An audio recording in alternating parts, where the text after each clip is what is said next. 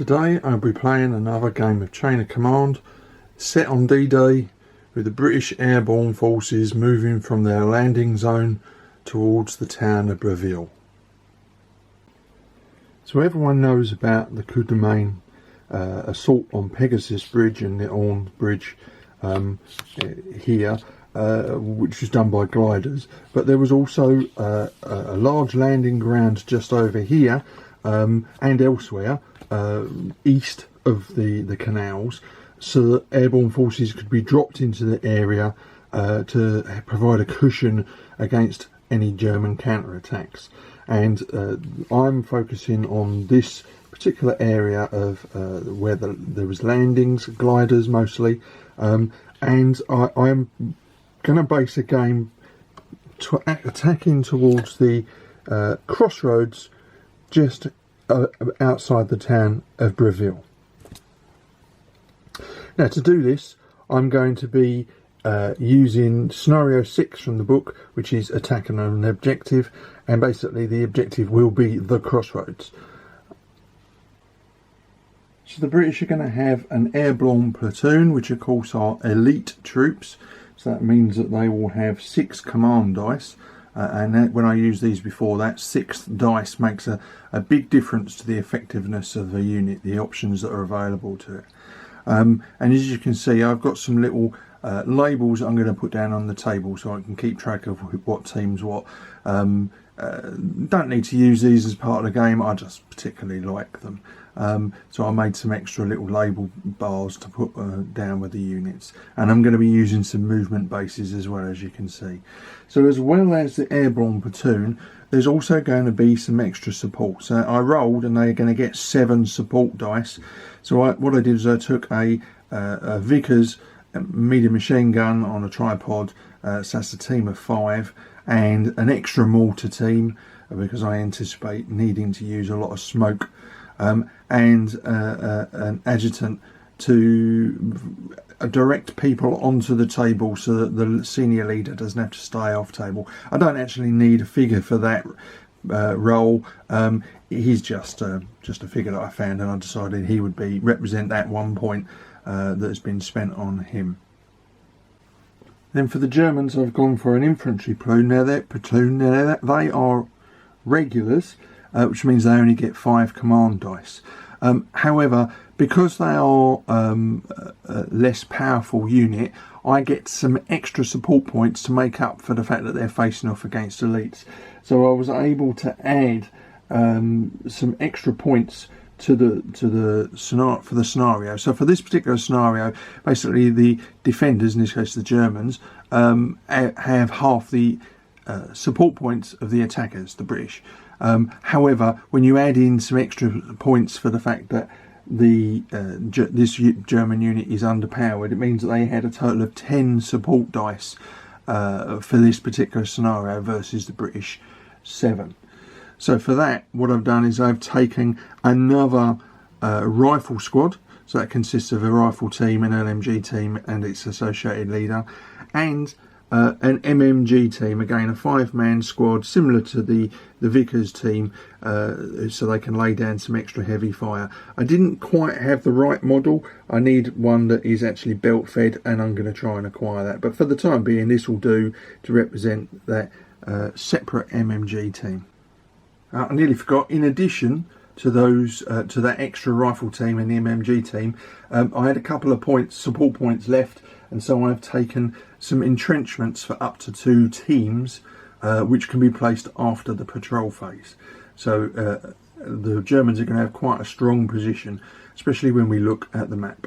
Basically going to be starting from this end of the table. This is my newly enlarged table, so it's now 3 foot across by 5 foot long, about a 50% increase in table size, about as big as I can get in my room. So because my table's narrower than normal, I'm only going to use 3 patrol markers per side, so we'll end up with 3 jump off points per side, just because my table's a bit smaller and 4 just seem to be a bit overcrowded, frankly.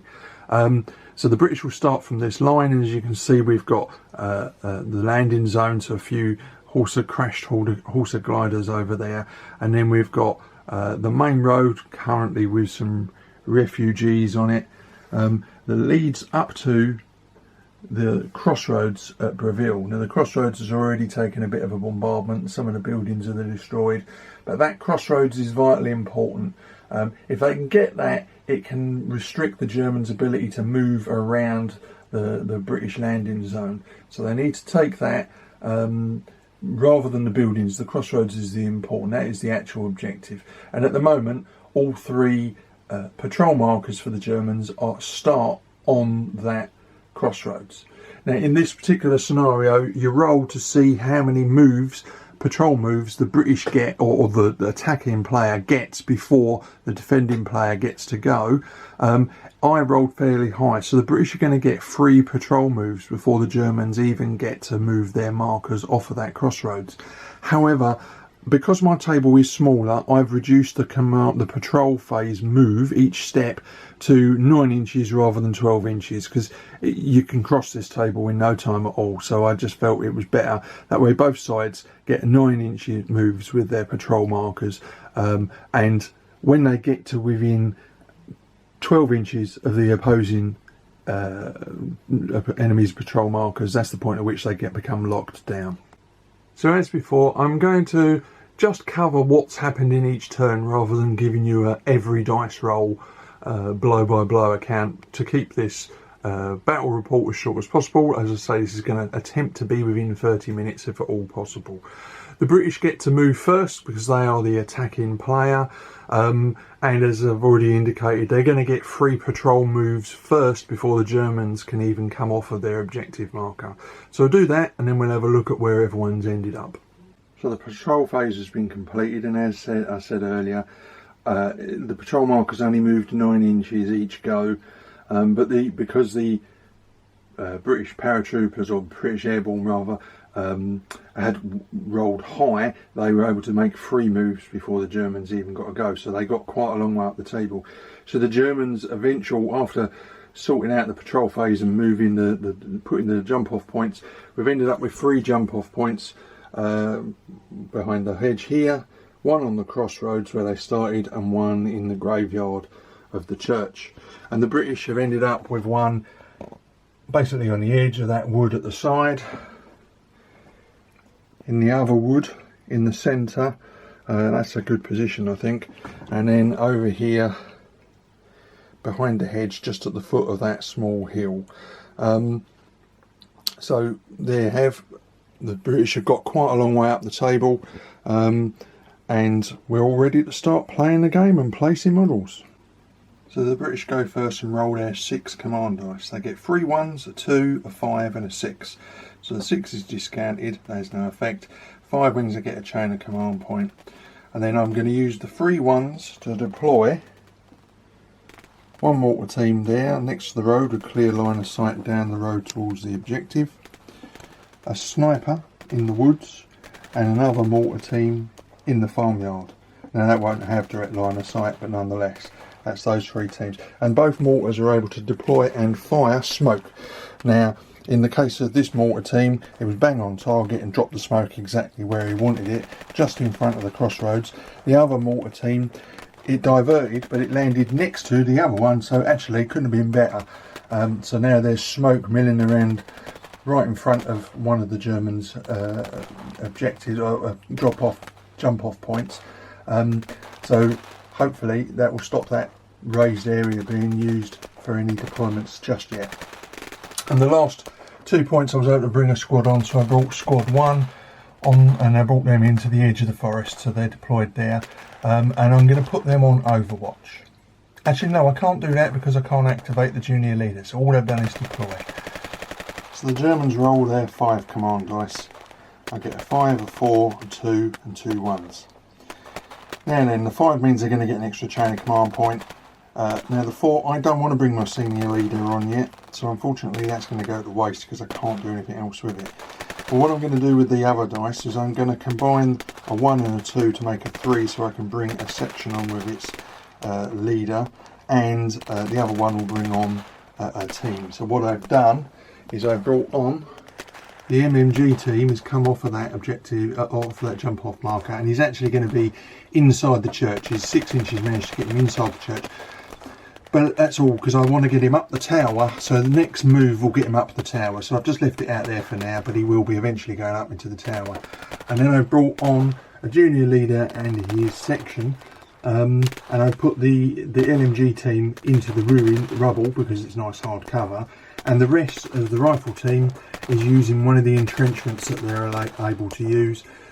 So between that and the crater, that section is also in hard cover as well.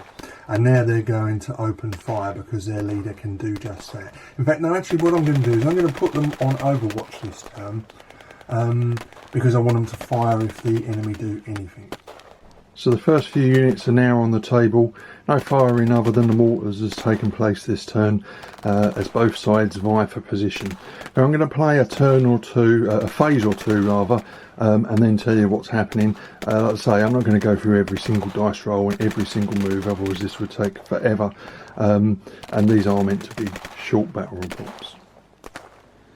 So the refugees are trying to get away as fast as they can, and they move down the table and as fast and as far away from the battle zone as they can, taking what little belongings they have with them. Youngin Johnny is pedalling as fast as his little legs will go, because likewise he wants to get out of the battle zone before it gets too hot. And then the fighting starts, and the British roll fairly well. They're going to retain the phase, and they get to they roll a 1, a 2, a 3 and a 4. So for what they're going to do with that is they basically bring on their MMG team. Now unfortunately they can't see anything at the moment, but this is a very good position, elevated position. So I brought the MMG team on and set them up on that rocky hill. I've then managed to bring on squad 2 with the platoon sergeant, so one of the senior leaders. They don't quite get to the fence, but at the moment they're not being targeted, so that's not too bad a position to be in. And they'll move forward when the time comes, so they don't get to shoot this turn. I then bring on squad 3, and this is the squad with 2 LMG teams and a sniper in it, and they immediately deploy along that hedgerow there and can open fire. And a hail of bullets heads towards the ridgeline, and the German squad up there in hard cover doing 1 casualty, but otherwise being fairly ineffective.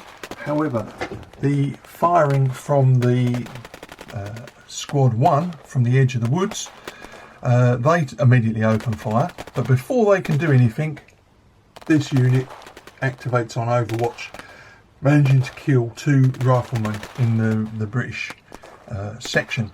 What's left of the section fires back and kills 2 more German infantrymen, so pretty much a trade-off. So fighting has started, gunfire is starting to ripple across the battlefield, and the battle has definitely been commenced. Fire ripples across the line.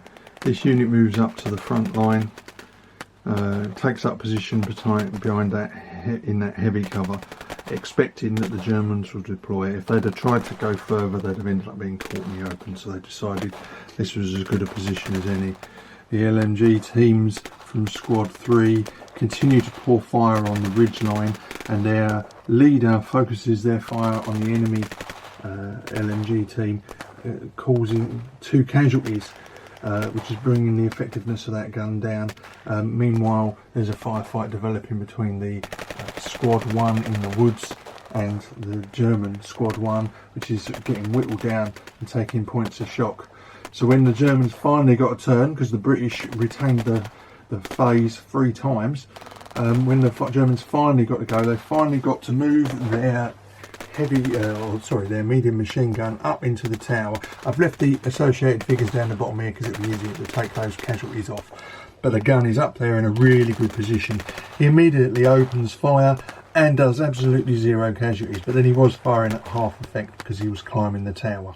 But next turn, that's 10 dice pumped out from that machine gun, so that can be quite effective. And up here, he ain't going to be affected by the smoke that's been laid down. Down here, one of the squads has come on, deployed along the wall, in a nice strong position on the edge of the graveyard, and the situation's dire enough that the senior leader has decided that he's going to come on as well, even though there's still a squad off table. So we'll just have to roll for that to see when that comes on. But basically most of the German forces are on now, and they're trying desperately to hold back what seems to be a very rapid advance by the British airborne troops.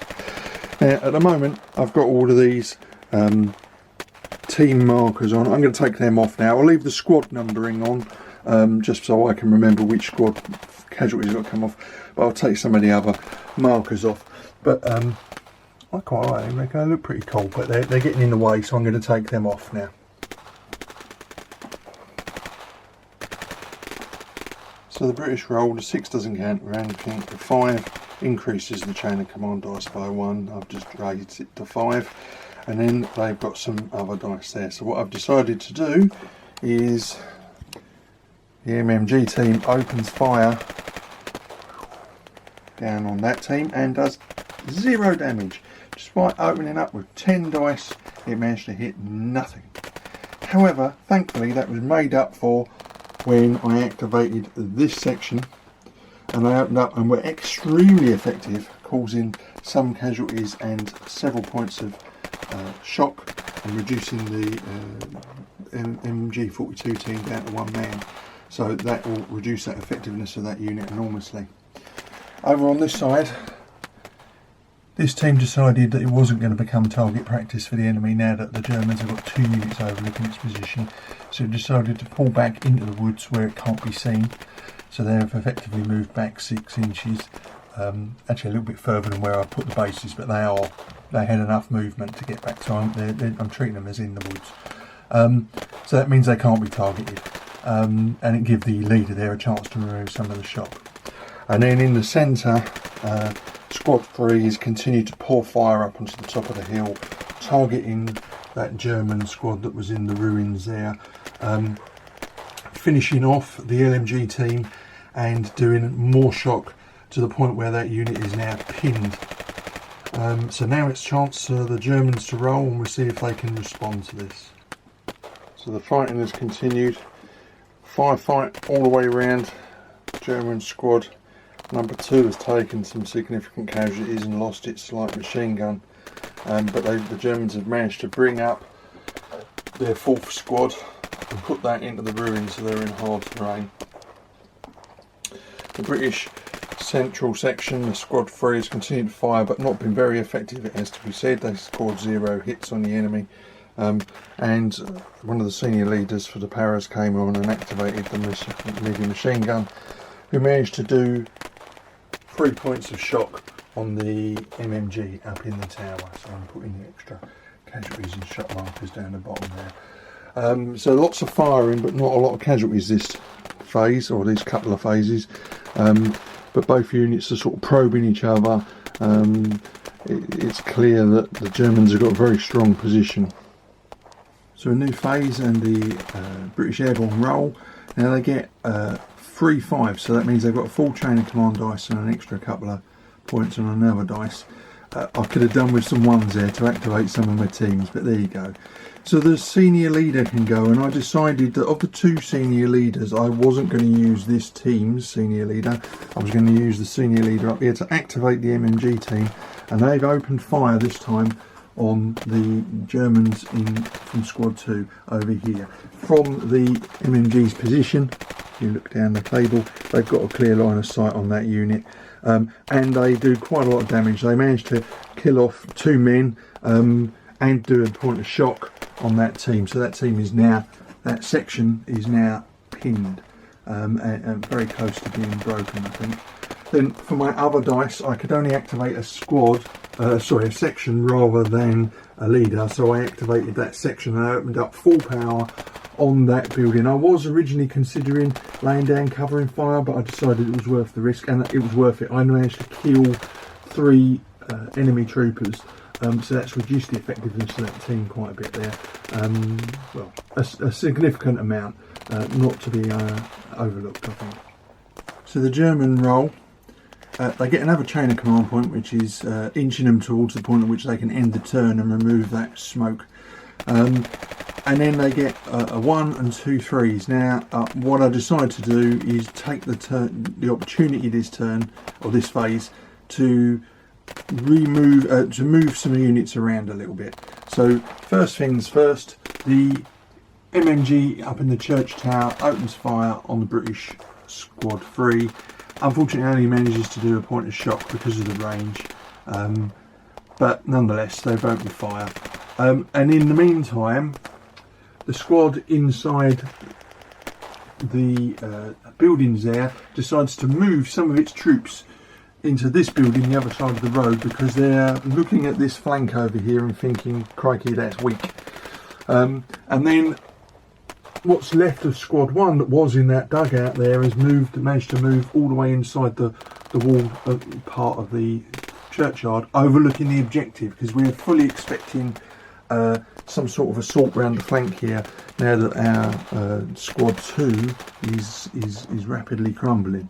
So the Germans are realising they need to protect this flank, and of course they still have the squad in the churchyard covering that flank at the moment. So the Germans are trying to move their assets around in anticipation of a charge by the British at some moment.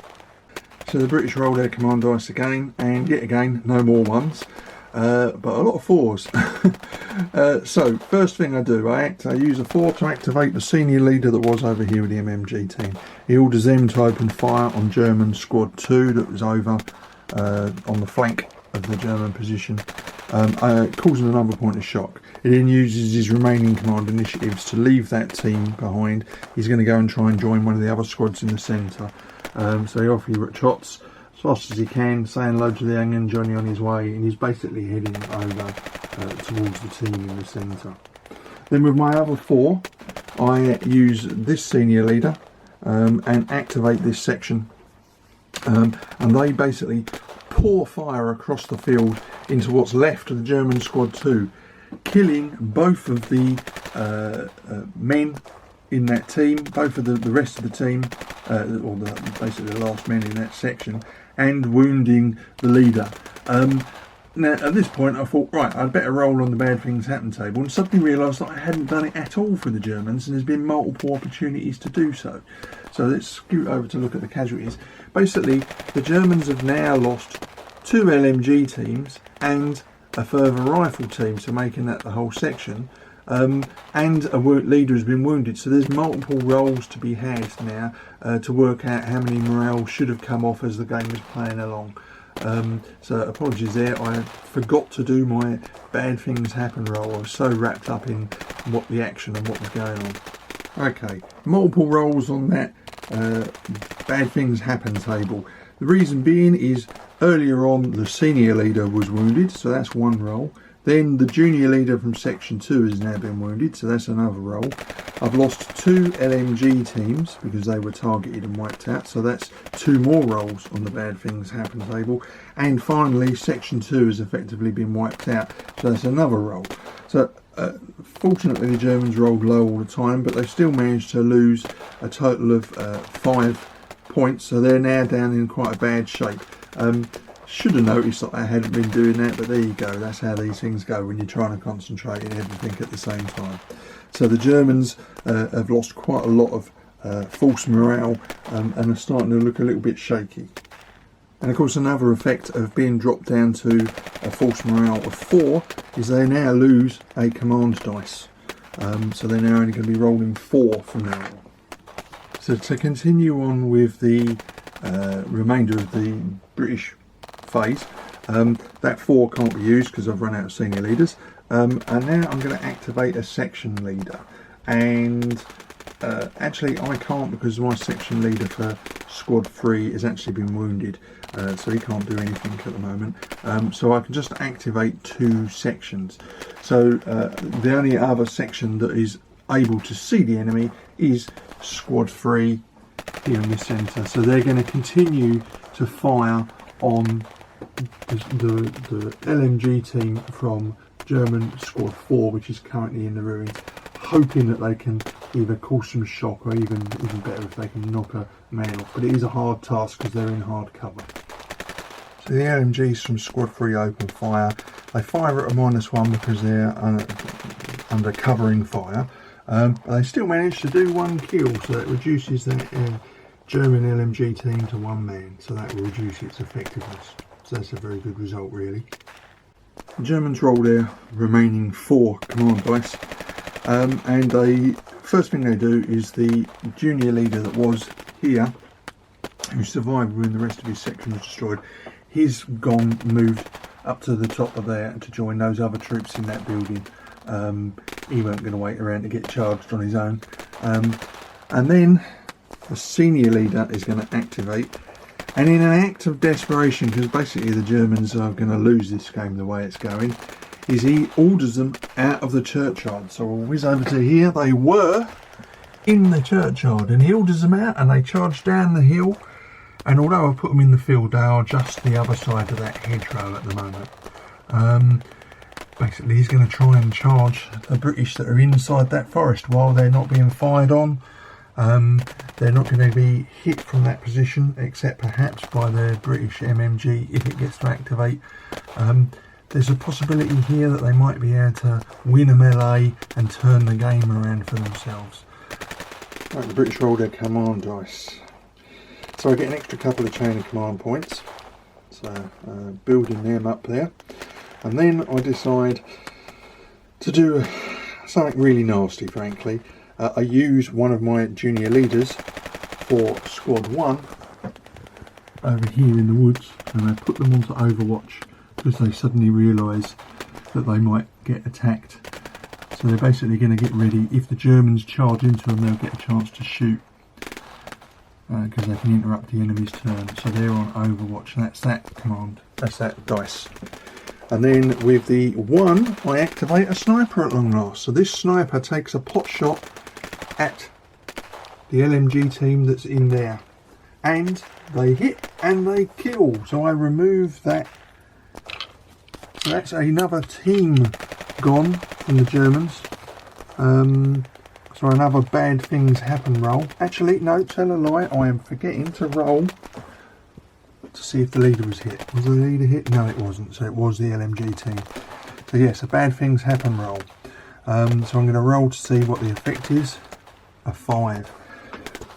And on the bad things happen, a team, a 5, it's another -1. So they now drop down to 3. So they're going to lose another command dice.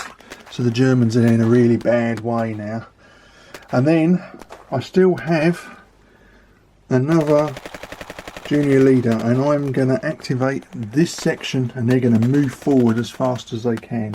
So I'm going to roll 3 dice. I've got to take to roll 2d6 and remove the higher dice.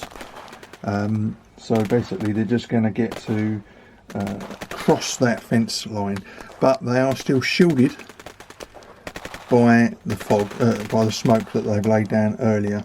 So they're getting ready to move up. Move that with them. Remove those dice. Potentially a dangerous move because it does leave them exposed to the Germans' MMG up there, but the Germans are becoming less and less effective as they take more casualties. So I think we're rapidly reaching a crunch point. So now it's the Germans with their paltry 3 command dice to go next. So the Germans roll 2 5s and a 4. So the 2 5s gives them a full chain of command dice, but I'm not going to activate that just yet because the 4, the senior leader for the section over here, section 3 or squad 3, they're now going to charge as fast as they can and hope that they can get close enough to the British to initiate a melee. The German squad 3 charges across that field, driven on by their 2 leaders, fanatics to the core. They get to within range, and the squad 1 from the Paras on Overwatch opens fire, doing killing 2 infantrymen, and more crucially wounding the senior leader. So that's another bad things happens roll, and the Germans drop down another dice, which are going to reduce their dice by another 1. Oh no, they're already reduced by 2. And I get to remove 1 jump off point, so I might as well remove that jump off point because it's useless now anyway. The Germans are getting very close to being broken, but now we've got a melee to resolve over here because they are now within 4 inches of each other. And it does look like the Germans may outnumber the British, but there's a lot of Sten guns in that British side, so I'm just going to work out how many dice and we'll do the roll. So I've worked out how many dice per side, and it's clear the British have an advantage, partly because they are defending light cover. They've got an LMG and an SMG on their side, and they're aggressive troops, and the Germans moved 3 turns to get to that position, so actually that was probably a bit of a suicidal charge, but we will find out. So first the Germans, and it's going to be 5s are a kill and 6s are a kill and a shock. So we have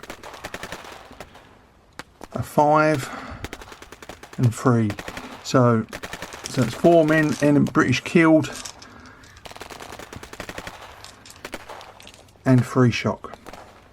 And now it's turn for the British with their massive number of dice. Okay, 1, 2, 3, 4, 5, 6. Well, the British win by 2. So the Germans fall back 9 inches and take 1 shock per team. I'll take off the casualties because there's quite a number of casualties on both sides, and then we'll see where we stand. So I removed the casualties for the British. They've taken 6 shock and lost some men, so that unit has now been pinned, but it hasn't broken or lost a team yet. But for the Germans, that was devastating. When I rolled, the senior leader was amongst the casualties and he was killed outright. Plus they've lost a whole team, so that's 2 rolls on the bad things happens table. So I'm going to lose 1 point for losing the team and another point for losing the senior leader. The Germans are reduced to 0 morale, and that's it. The Germans have broken. It was a valiant, perhaps stupid charge towards the end, but they gave it their best shot and failed. Well, that was another really enjoyable game of Chain of Command. The British won eventually, but they didn't have it entirely their own way. It did take them a while. I think the game was drawing out a little bit, and it took them a while to whittle down the Germans. But ultimately, as the game progressed and the Germans started to lose command dice, it became virtually impossible for them. And that charge towards the end, you know, initially when I initiated it, I thought maybe this could change the shape of the battle. But actually, when I calculated the dice for that melee, no. Putting that power unit on Overwatch in anticipation of the charge was crucial, to be honest. That made a lot of difference. But yeah, there you go. British win again. A little disappointed I didn't get to use my mortars or my snipers as much. I only managed to use the sniper once in all of that. But there it just goes to show I didn't roll enough ones to activate individual teams. But a thoroughly enjoyable game, and I hope you enjoyed it as well. Like I say, I try and keep the dice rolling on camera to a minimum, except for those crucial rolls towards the end, to try and keep the videos to a short and reasonable length. So I hope you enjoyed that, and as always, if you did, please like, subscribe and share. So until next time, get in as many games as you can and keep rolling high.